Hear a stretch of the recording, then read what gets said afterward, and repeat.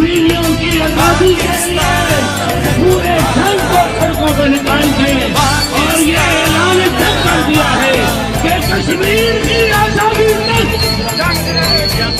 कश्मीर की आजादी तक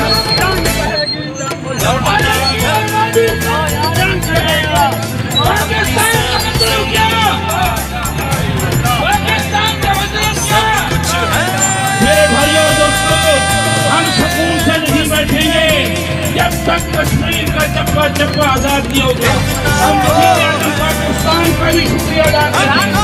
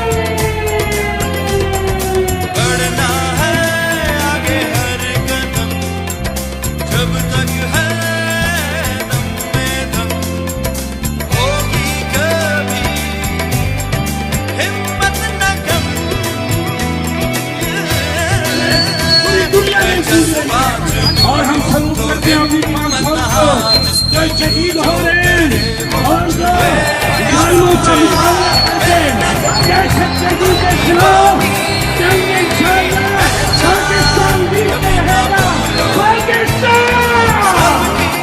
पाकिस्तान इंशाअल्लाह हम कायम कराने की आवाज ये कह रही है। हमारे बच्चे कुर्बान, हमारी जान कुर्बान, जब तक कश्मीर को आजादी नहीं मिली, पाकिस्तान का बच्चा बच्चा